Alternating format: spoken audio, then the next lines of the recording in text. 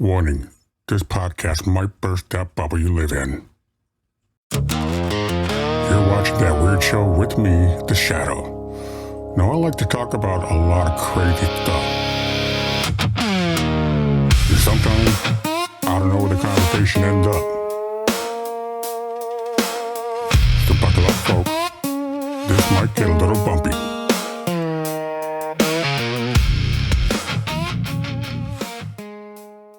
Just when we thought it was safe to get back on YouTube and Rumble and look for some fun, wholesome content, That Weird Show comes back. That's right, I am back, looking forward to doing more weird content, talking about weird stuff. And if that's the sort of thing you're looking to get into and be involved with, be sure to hit that subscribe, follow, like, share, whether it's on YouTube, Facebook, Rumble, or X. And I will be getting the audio of all these shows up on RSS, Spotify, iHeartRadio, Apple Podcasts, and every other fancy schmancy platform out there. If I make any other personal request, it is this.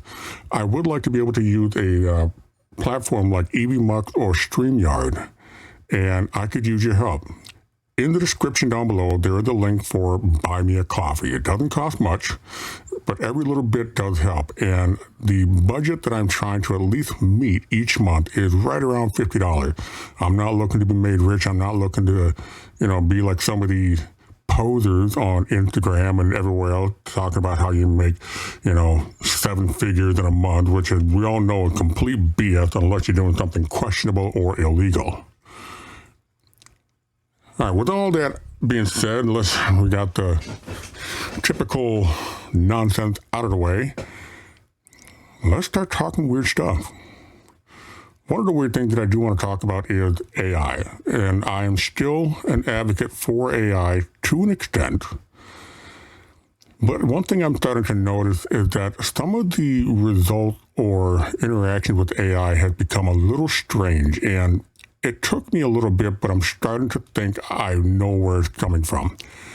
And the issue is we got a lot of people making a lot of fake stuff, and that triggers everybody else to use AI to do a search and do research to try to confirm or deny what these posts are saying.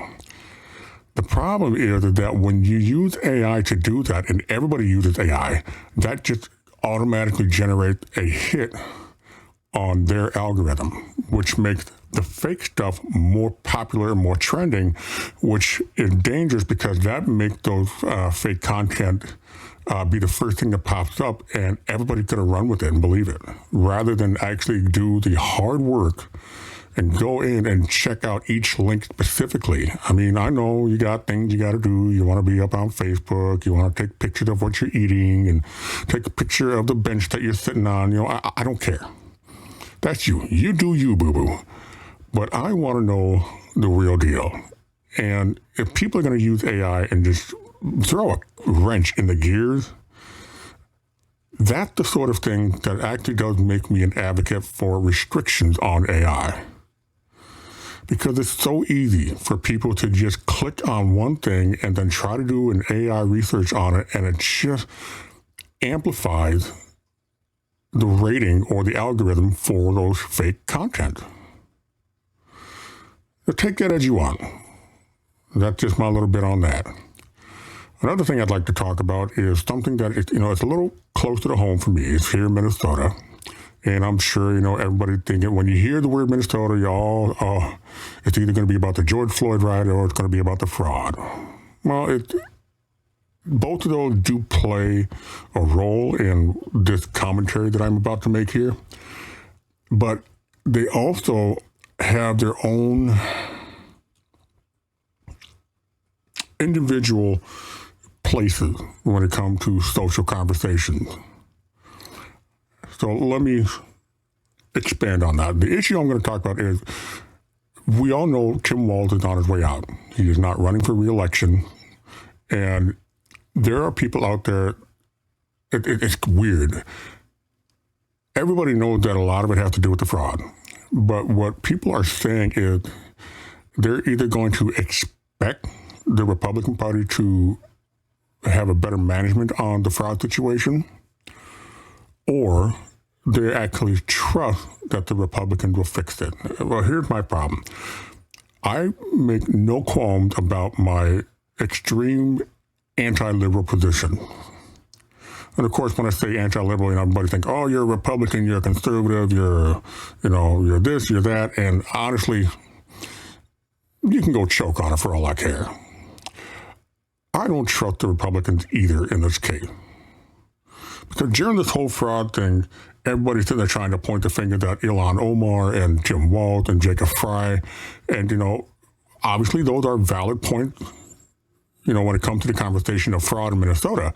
But we also see these little reports that, there were some Republican figures that, made a little report on it, they tried to call it out, but it never went further.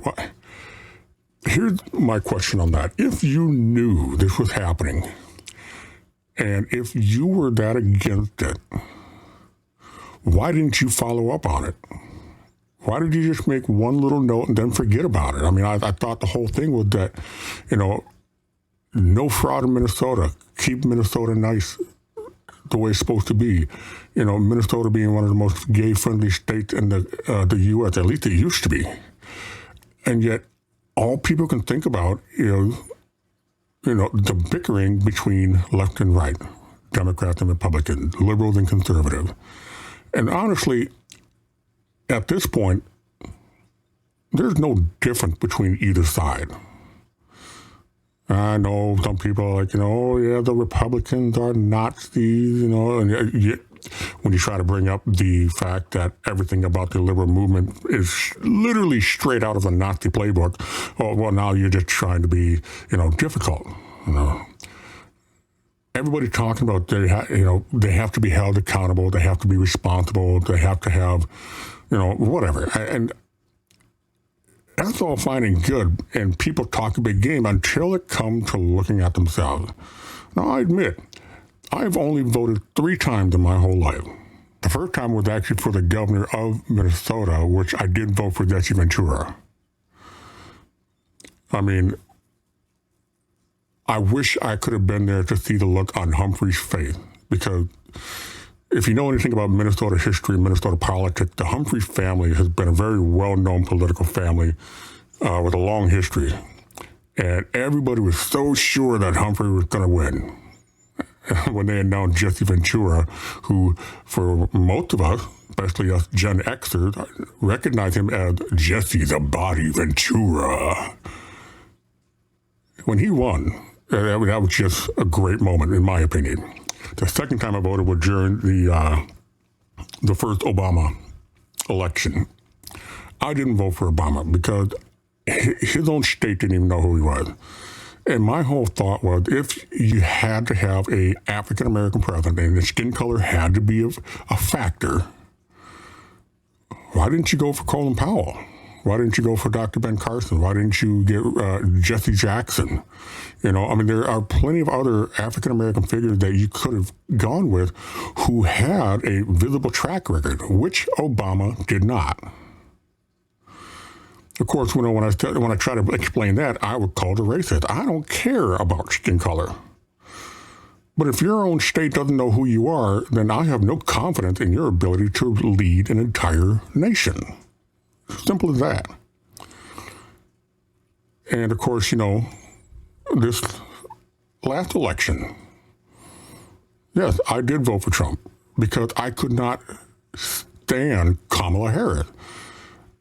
I mean, and she sealed that fate. She wrecked whatever possible chance she ever had of reclaiming any real credibility when she lost the election, and she shows up all over the place drunk. I'm sorry. It was bad enough when Joe Biden had a crackhead son. But to sit there and have a woman who was drunk and could barely talk after the election, no, that just proves my concerns about her.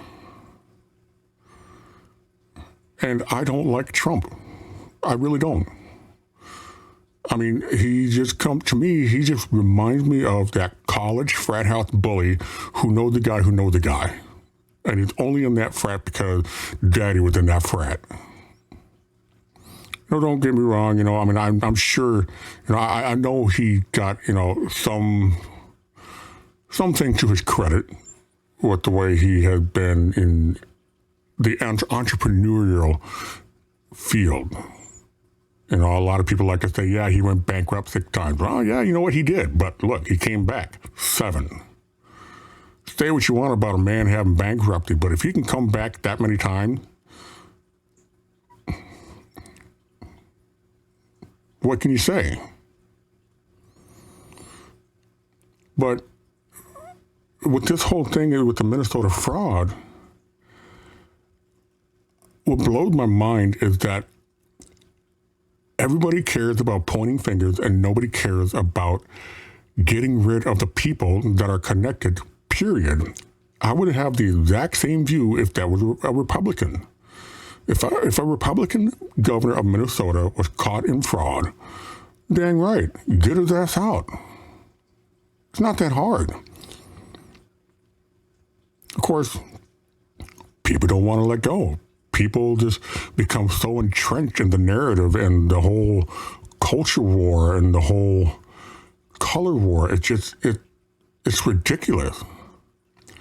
I will never understand how, and I know this is a common problem everywhere, and it's starting to become more evident in the Republican side and conservative, but you have to at least recognize it is way worse right now with the liberal and Democrat side. You look at the George Floyd riot. You look at the LA riot. You look at the riot in Kenosha or over in Wisconsin. You look at wherever you have these riots, it's always by the hands of liberals and Democrats, woke ideology, however you want to look at it.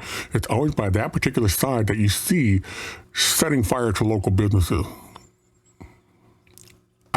Explain to me how that works. How does your beef with the government make it right for you to go and destroy the livelihood of your neighbors, your community? If you beef with the government, take it up with the government and stop screwing everybody else up. Stop doing this whole, I'm mad at Trump, so I'm going to go screw up my neighbor's life. That doesn't change anything. It just ruins lives. And then you got more people pointing fingers, more people pointing blame. When are we as a people going to realize that every time there is some sort of unrest in the United States, it's always the people that fight, bleed, die, suffer, and have to rebuild. While these elected officials, they sit in their nice little houses with their big pools, having their big, parties with their celebrities and, everything else, drinking champagne and wine, caviar, whatever. They're not affected by this because no matter what, they're going to get the money. They're going to have the power. They're going to be able to do what they want, and you and I are just going to be fighting each other. That's the ugly truth.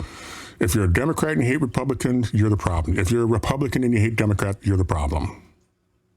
So I'm going to stop with that because that can be a very, volatile topic. And I've had people, say, well, you shouldn't talk about that. You sound hateful. No, it only sounds hateful when it makes you take a hard look at yourself to see the problem. I have to do the same thing. That's why I tell people, I did screw up when I screwed up when I voted for Trump. I'm not going to lie. I made a mistake. But I still don't think Kamala Harris will ever qualified enough to be president.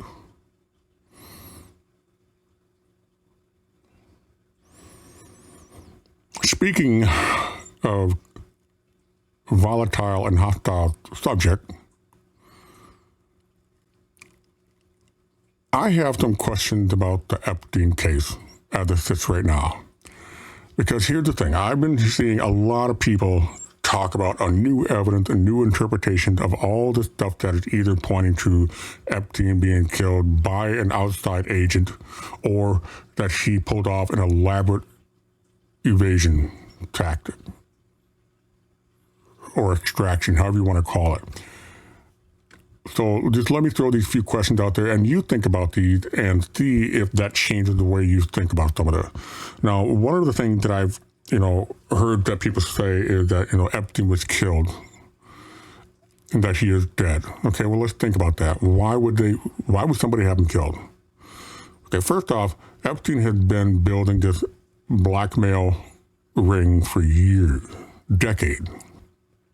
And we're not talking just some low-level, street thug, gang bosses. No, we're talking about building a network with celebrities, politicians, businessmen, musicians. I mean, everything that you can imagine within the upper rank of the elite.